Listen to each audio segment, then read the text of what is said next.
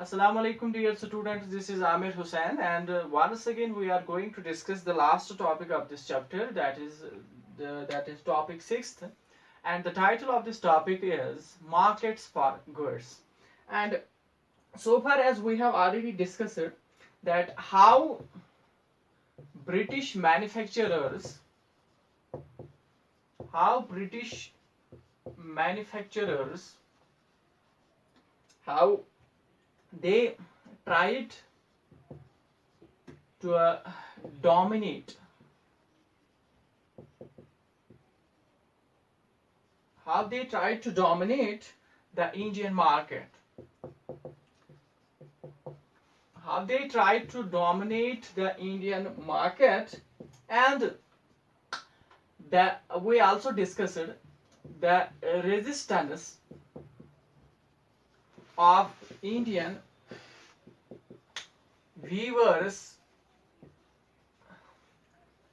Indian weavers and craftsmen, and also the traders and the industrialists. We discussed that कैसे British manufacturers, especially these Manchester manufacturers, how they tried to dominate Indian market, कैसे उन्होंने Indian market को dominate करने की कोशिश की, and how in return there was the resistance from the Indian weavers, craftsmen, artisans, traders, and Indian industrialists.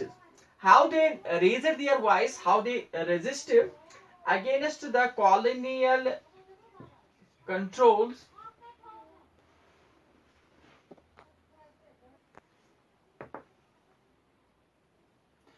how they resisted against the colonial controls, colonialism के खिलाफ जो colonial control था उसके खिलाफ कैसे इन्होंने resist किया. Also we discussed how these Indian small scale industrialists, how they demanded also the tariff protection, कैसे इन्होंने डिमांड की. Indian weavers ने, Indian industrialists ने, they started under the pressure of this nationalism. Nationalists also demanded, and also how the Indian industrialists, Indian craftsmen, weavers, how they created their own spaces, कैसे उन्होंने अपने लिए spaces जो है create की इसमें.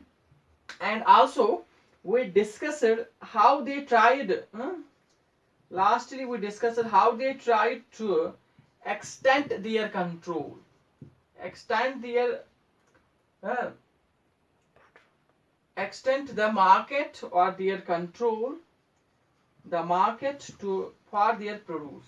कैसे उन्होंने अपने लिए मार्केट को कंट्रोल किया, क्या प्रोड्यूस करने के लिए. ये सब हमने पढ़ा. We have discussed all this.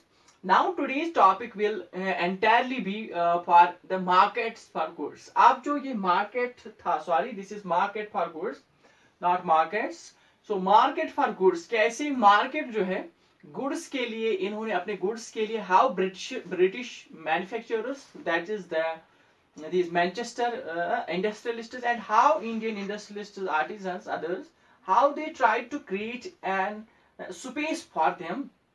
कैसे उन्होंने ये सब किया जो हमने ये देखा, कैसे how they do so. We will discuss all this now. क्या कौन सा weapon, कौन सा method उन्होंने अपनाया इसके लिए.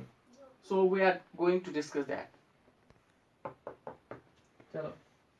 And we discussed that, and now we are going to discuss how these when new products are produced, when both the British manufacturers as well as the Indian industrialists, when they manufactured, when they produced new products, when new products are produced, how people are persuaded,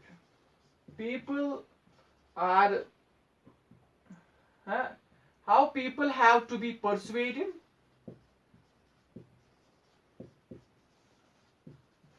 how people have to be persuaded to buy them, कैसे आप लोगों को राजी किया गया, persuade किया गया, convenience, लोगों को कैसे कन्वीनियंट किया गया कि आप नए प्रोडक्ट्स जो बन रहे हैं उनको बाई करो.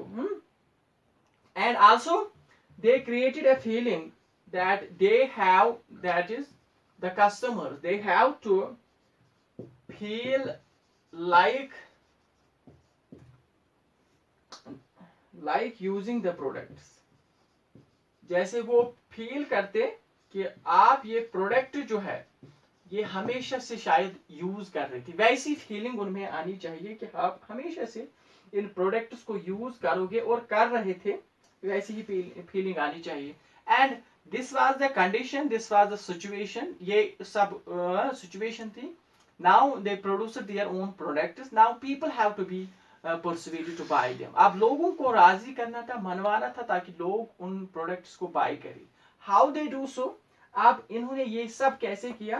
They do this through various ways, इन्होंने बहुत सारे तरीके इसके लिए अपनाए. They do so through various, through several ways, बहुत सारे तरीकों से उन्होंने कस्टमर्स को, लोगों को जो है अपने प्रोडक्ट्स की तरफ अट्रैक्ट किया ताकि लोग इन प्रोडक्ट्स को खरीद सके. पहला तरीका जो है, one way which is very popular way, जो उन्होंने यूज किया, one popular way, that is जैसे उन्होंने न्यू कस्टमर्स जो है, न्यू कस्टमर्स को क्रिएट किया. How they created new customers? One way through that, through new customers are being created are the advertisements.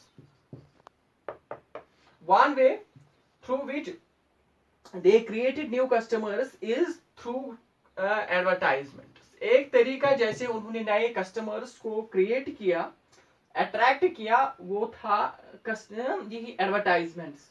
And advertisements जो है, through advertisements they make products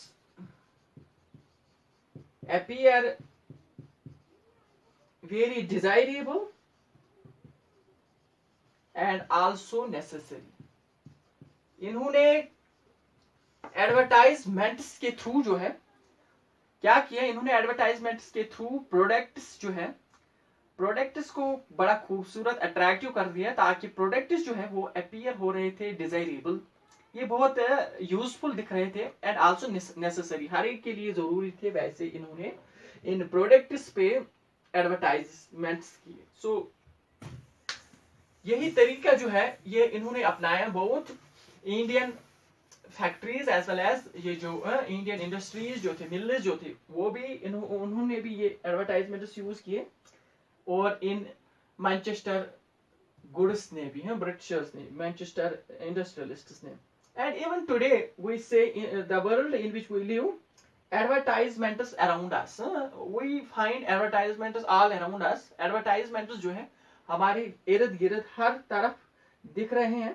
we see advertisements in newspapers, हमारे पास newspapers में advertisements होते हैं, हमारे पास magazines में जो है एडवर्टाइजमेंट्स आते हैं, हमारे पास जो है इवन स्ट्रीट वॉल्स जो होते हैं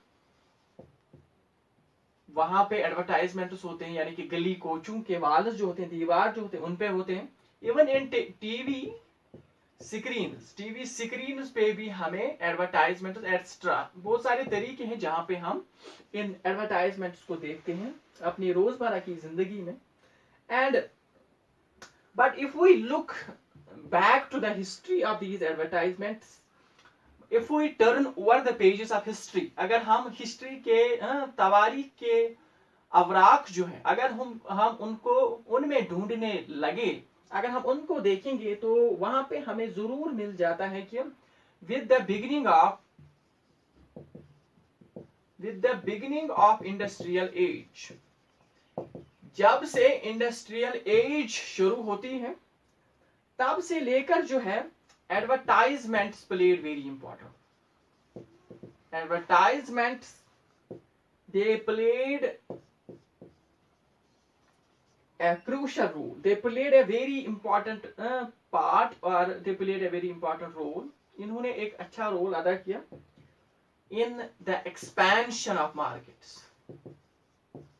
मार्केट्स को एक्सपैंड करने के लिए इन एडवर्टाइजमेंट्स ने हमेशा से बहुत ज्यादा रोल अदा किया है. Even markets for products, you can say products के लिए मार्केट्स बढ़ाना, मार्केट को एक्सपैंड करना, एक्सटेंड करना मार्केट को, इन्होंने हमेशा से बहुत इंपॉर्टेंट रोल एडवर्टाइजर्स ने, इवन इंडस्ट्रियल एज में, जहां से इंडस्ट्रियल एज बिगिन होती है वहां से ही इन एडवर्टाइजमेंट्स ने, इन एडवर्टाइजर्स ने बहुत इंपॉर्टेंट रोल अदा किया है प्रोडक्ट्स का मार्केट जो है बढ़ाने में. And also they helped in shaping a new consumer culture. एक नया कंज्यूमर कल्चर जो है, ताकि कंज्यूमर्स इस कल्चर में, कंज्यूमर्स जो थे, कस्टमर्स जो थे, उनके लिए एक नया कल्चर इन्होंने इन एडवर्टाइजमेंट्स के थ्रू जो है क्रिएट हुआ है. और इस मार्केट में हम देखते हैं एक नया कल्चर आया है जिसको हम कंज्यूमर कल्चर कहते हैं. और इस कंज्यूमर कल्चर को शेप करने में जो है अहम रोल अदा किया एडवर्टाइजमेंट्स ने. And while coming now to the Manchester industrialists, while talking about Manchester industrialists, अब अगर हम मैनचेस्टर इंडस्ट्रियलिस्ट्स का जहां तक उनकी बात है, जहां तक उनका सवाल है, अगर हम उनको देखेंगे मैनचेस्टर इंडस्ट्रियलिस्ट्स को, then it seems that Manchester these industrialists, they began selling clothes in India. उन्होंने कपड़े जो है, जब कपड़े की सेलिंग इंडिया में शुरू की, कपड़े का बिजनेस शुरू किया, what they did at the time, they put label, they put labels on cloth products और क्लोथ बंडल्स. जो क्लोथ्स वो प्रोड्यूस कर,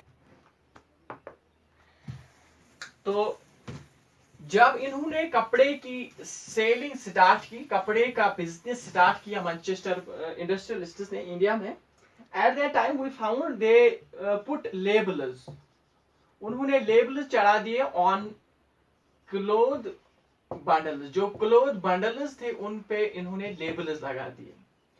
और ये लेबल जो थी, this label it contained two things, two important things. One, it contained, it made the mention of place of manufacture, manufacture place जहां से ये मैन्युफैक्चर हुआ था, किस जगह से ये क्लोथ जो है, ये कपड़ा जो है बना है, वो इस पे मेंशन किया होता था. And also second thing was name, second thing was name of the company, company का नाम जो है वो भी लेबल पे लगा होता था. ये दो चीजें इन्होंने पहले ही, so that why these two things were always written mentioned in on the labels, actually this was to make the buyers familiar, familiar to buyers, buyers, ताकि बायर जो है वो फेमिलियर हो जाए इस प्रोडक्ट से, इस कंपनी से, इस मैन्युफैक्चरिंग नाम से. असल में यही इनका मकसद था. And label also contained third important thing, that was mark of quality. Quality जो थी, क्वालिटी का मार्क भी लगा होता था. किस क्वालिटी का है ये, उसका मार्क भी इस पे लगा होता था. सो मार्क क्या लगा होता था किस कंपनी का, actually all the Manchester products, all the Manchester clothes, they have been labeled as made in Manchester. उन पे लगा होता था लेबल पे मेड इन मैनचेस्टर, ये मैनचेस्टर में बना हुआ है. जैसे आज भी आप प्रोडक्ट्स को देखोगे, whether these products have been produced in China or India, like you have Redmi phones or other things, number of things now, because Chinese market have dominated now all the South Asian markets. इसमें South Asian market में dominance जो है China products की है. That's why you will find in every product of China there is written, there is label that is made in China, उस पर लिखा होता था। सिमिलरली वहां पे लिखा होता था made in Manchester, made in Manchester, और ये लिखा होता था बोल्ड, बड़े बोल्ड लफ्जों में, it was written in bold on the label, label पे ये बोल्ड लफ्जों में इस पे लिखा होता था लेबल पे, ताकि इससे क्या होता था, actually the purpose was that these companies, these Manchester industrialists, they wanted, they expected to feel confident, ताकि ये लोग है बायर्स हैं वो कॉन्फिडेंट रहे, वो फील करे कि हाँ ये प्रोडक्ट जो है अबाउट बाइंग द क्लोथ, कपड़ा खरीदते वक्त उनमें कॉन्फिडेंट आ जाए, वो कॉन्फिडेंट, बड़े कॉन्फिडेंट से कह सके कि हाँ हमने फलानी कंपनी जो है मैनचेस्टर से बनी हुई कंपनी से हमने ये बनाया है, हमने ये सारी खरीदा है, ताकि ये फील करे, और पर्पस यही था। सो दिस वाज अबाउट द, इसी टॉपिक के मुतालिक how the market for goods was created by this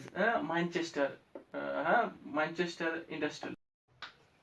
So dear students, we discussed how the Manchester industrialists who started selling clothes in India, how they put labels on their cloth bundles, and how these labels were attractive, and these were labels, apart from mentioning the name of the place as well as the this name of the place of the manufacture जहाँ पे वो manufacture हुई है, as well as the name of company.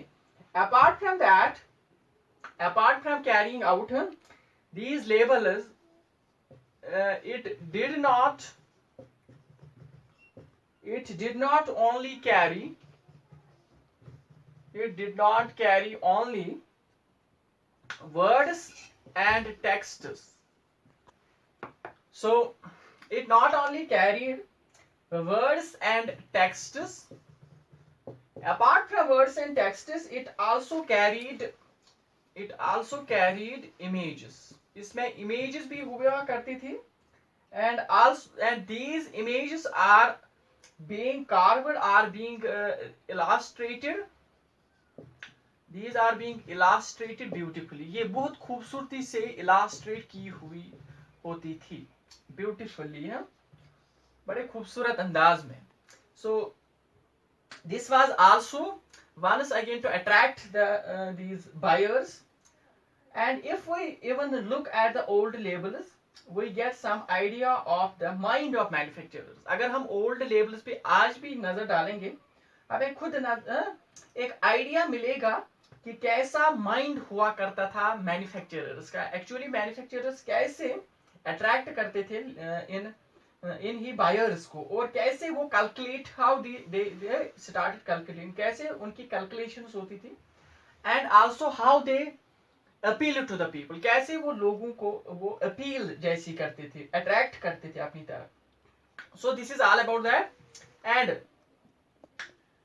On these labels, in labels पे, on these labels किन की images होती थी, we discussed that there are beautiful images. Actually on these labels there are used to be images of Indian gods and goddesses.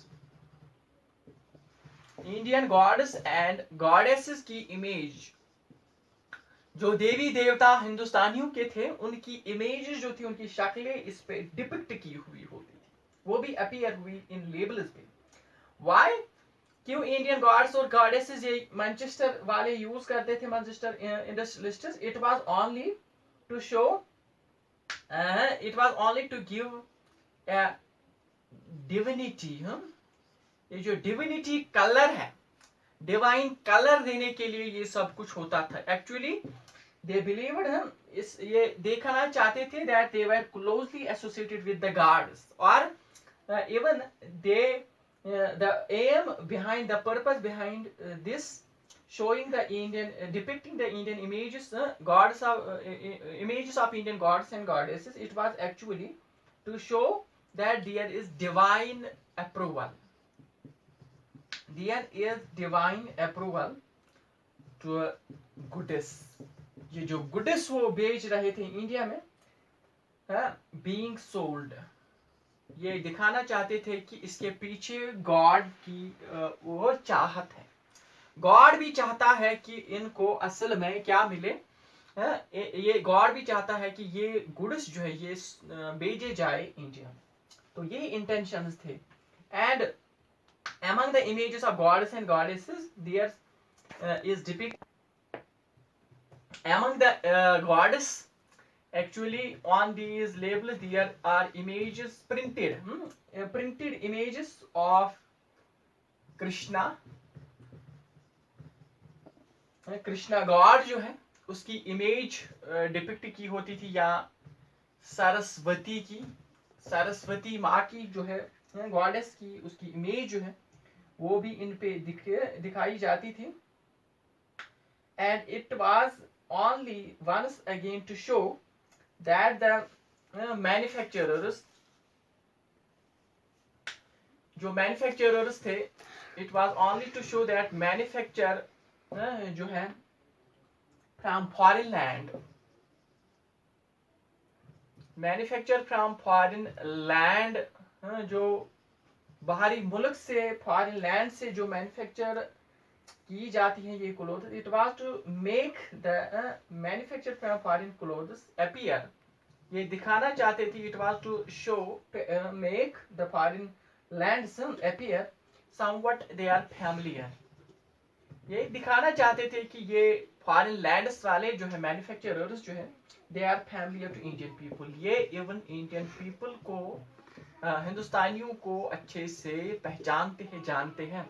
असल में इसीलिए ये depict किए, ये डिपिक्ट करते थे ये कृष्णा सरस्वती गॉड्स गॉडेसेस के, देवी देवताओं के image.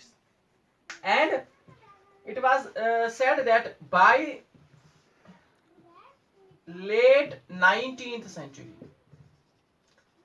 by the late 19th century, 19th century के आखिरकार में हम देखते हैं, लेट में हम देखते हैं,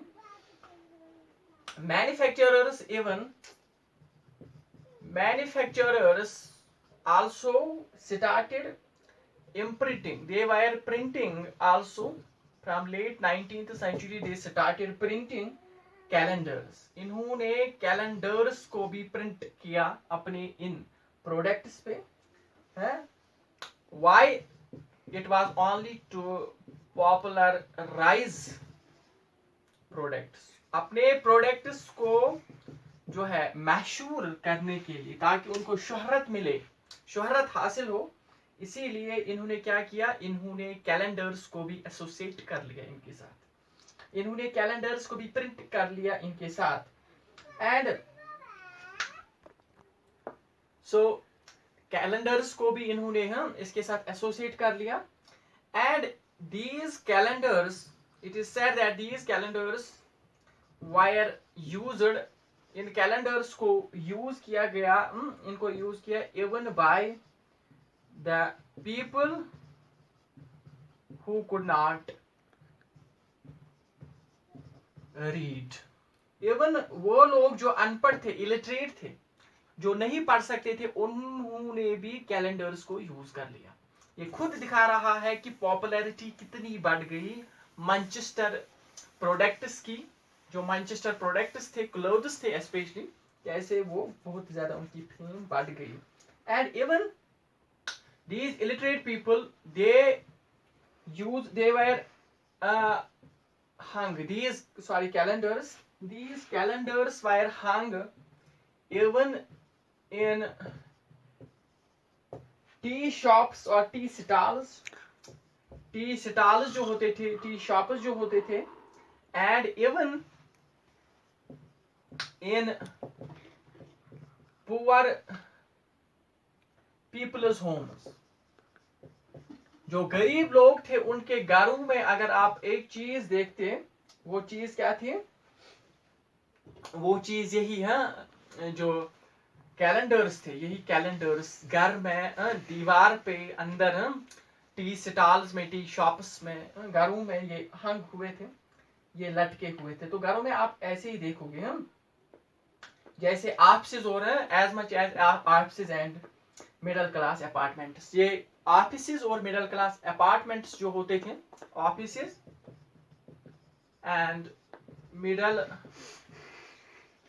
क्लास अपार्टमेंट्स, जो ऑफिस और मिडिल क्लास अपार्टमेंट्स होते थे, वहां पे भी आपको ये चीज देखने को मिलती थी। वहां पे भी ये चीज हम देख सकते थे इन कैलेंडर्स को। And it is said that those people who hung these calendars, they had to see the advertisements also. जिन लोगों ने इन कैलेंडर्स को हंग किया होता था घर में, चाहे ये अपार्टमेंट्स में है, चाहे घरों में, पुअर के घर में, चाहे टी शॉप्स में या ऑफिस में, उनको जरूर देखने होते थे। They had to see the advertisements day after day. इनको दिन ब दिन जो है एडवर्टाइजेस को देखना होता था थ्रू आउट द ईयर। ये पूरे साल के होते थे, तो जब वो टर्न ओवर करते थे थ्रू द ईयर, पूरे साल तक ये कैलेंडर्स जो उनके दुकानों में, घरों में, ऑफिस में होते थे, तो जब वो इसको टर्न ओवर करते तो उस पे एडवर्टाइजमेंट्स जो है वो भी कंटेन किए जाते थे, वो भी होते थे। तो आज भी आप देखोगे इवन कॉमर्शियल पर्पसेस के लिए, बिजनेस सेक्टर के लिए ये कैलेंडर्स जो है, कैलेंडर्स अभी भी यूज होते हैं और इसमें एडवर्टाइजमेंट्स आज भी यूज किए जाते हैं। आप देख सकते हो ये आज भी। और ये इन्फ्लुएंस जो है ये इसी इंडस्ट्रियल एज का रहा है, जहां पे ये इन एडवर्टाइजमेंट्स का बहुत ज्यादा रोल रहा है, बहुत ज्यादा यूज किया गया है। And even in these calendars the figure even in these calendars, once again हम देख सकते हैं, we see the figures of gods being used to sell new products. Figures of gods being used to sell new products. नए products को cell करने के लिए जो है फिगर्स गॉड्स की, इमेजेस गॉड्स की यूज की। सो प्रोडक्ट्स जो है, प्रोडक्ट्स पे फिगर्स यूज किए जाते थे गॉड्स के, नए प्रोडक्ट्स पे उनको सेल करने के लिए। सो ये आगे दिखा रहा है, इन फिगर्स को यूज किया गया ताकि ये जो बायर्स हैं, बायर्स इस चीज से वाकिफ हो जाए कि फॉरेन मैन्युफैक्चरर्स जो है वो उनके गॉड्स से बखूबी वाकिफ है और उनके लैंड से बखूबी वाकिफ है। And like the images of gods, apart from besides the images of gods, images of gods के बगैर जो है figures of important personages, important personages जो थे, important persons जो थे, उनके of emperors and nawabs emperors के figures जो थे, they also were used or they also adorned advertisements and calendars. Advertisements पे उनको भी बड़े खूबसूरत अंदाज में सजा के यूज किया जाता था उनकी फिगर्स को। ये जो इम्पोर्टेंट पर्सनालिटीज होती थी, एम्परर्स, बादशाह, नवाब उनके, वो भी इन एडवर्टाइजमेंट्स और कैलेंडर्स पे आपको अपीयर वो भी होते थे इन पे। And they used to carry always the message, they used to they appeared to carry one message, that is always, if you respect the royal image or the royal figure, अगर आप ये शायद ऐसे दिख रहे थे, डिपिक्ट ऐसे किए हुए थे कि ये इमेजेस खुद कहते थे हमसे, जैसे कि अगर आप रेस्पेक्ट रॉयल फिगर्स की करते हो then respect this product. So this was emotional attachment. अगर आप बादशाह की इज्जत करते हो, इस बादशाहत की इज्जत करते हो, इस नवाब की इज्जत करते हो, इस ग्रेट पर्सनालिटी से मोहब्बत रखते हो, इसकी रेस्पेक्ट करते हो, इज्जत करते हो, तो वाकई आपको इस प्रोडक्ट की भी इज्जत करनी होगी। तो तो ऐसे लोगों को जो है अट्रैक्ट किया जाता था. And even when the product was being used by the kings or produced under the royal command, जब भी प्रोडक्ट्स जो है प्रोडक्ट को अगर यूज किया जाता था under the royal signature, under the royal command, king के अंडर जो है, जब या खुद जब किंग इस चीज को यूज करता था, या अगर इसको प्रोड्यूस किया जाता था अंडर रॉयल पैट्रोनेज, रॉयल्टी के तहत, eight that time it is quality जो थी, it is quality could not be question. इसकी क्वालिटी पे कोई क्वेश्चन नहीं कर सकता, हम कुड नॉट बी क्वेश्चन. तो इस पे कोई सवाल या निशान नहीं उठाता था. सब लोग कहते थे हाँ ये प्रोडक्ट जो है बहुत अच्छा है क्योंकि इस पे रॉयल इमेज है, रॉयल्टी का भी सपोर्ट है और रॉयल्टी खुद इसको यूज करती थी. सो इस तरह से इसका यूज दिखाया जाता था. And not only these manufacturers, Manchester manufacturers, industrialists, they made use of it. Rather than also we find that Indian manufacturers,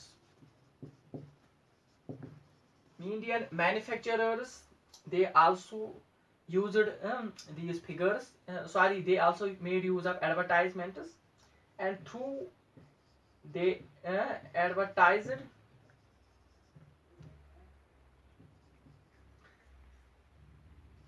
They advertised ये एडवर्टाइज करते थे through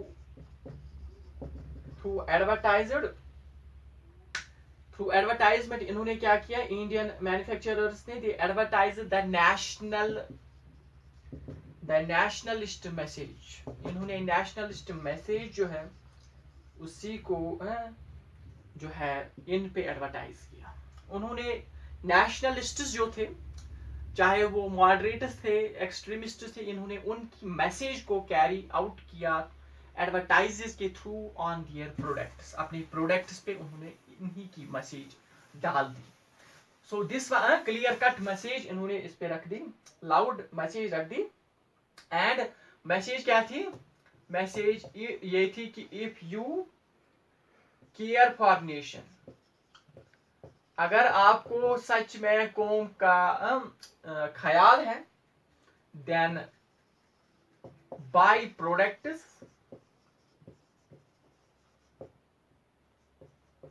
that Indians produce. Indians जो प्रोड्यूस कर रहे हैं प्रोडक्ट्स, अगर आपको वाकई ख्याल है अपने नेशन का, वाकई परवाह करते हो अपनी नेशन की, फिर आप अपने ही प्रोडक्ट्स, इंडिजीनियस प्रोडक्ट्स जो इंडिया में बन रहे हैं उन्हीं को खरीदो. And these advertisements were, or they became, ये एडवर्टाइजमेंट्स जो है, these became a powerful vehicle. ये पावरफुल व्हीकल टूल बन गए. Even these became powerful tool of the nationalist message of Swadeshi. स्वदेशी जो मैंने आपको बताया है, स्वदेशी which means of one's own country, अपने ही कंट्री के प्रोडक्ट्स को पॉपुलर करना, उनकी मैसेज को पॉपुलर करना, नेशनलिस्ट्स की मैसेज को पॉपुलर करना. ये एडवर्टाइजमेंट जो है, ये powerful weapons, powerful tool, powerful vehicles बन गए नेशनलिस्ट मैसेज को जो है स्वदेशी के थ्रू जो है लोगों तक पहुंचाने की, इन्हीं कपड़ों के, स्वदेशी इंडिजिनस कपड़ों के थ्रू पहुंचाने की. सो this was very important development. So this was all about the topic that is market for goods, how there was race competition for the goods, for how market was, how both Manchester manufacturers, Manchester industrialists and Indian manufacturers, how they competed with each other in order to dominate the market through the advertisements, and how they made use of advertisements. So this was all about the topic that is market for goods, and I hope that you have understood this topic well. So this was last topic of this chapter, fourth chapter, and with this we ended. Now there is conclusion part.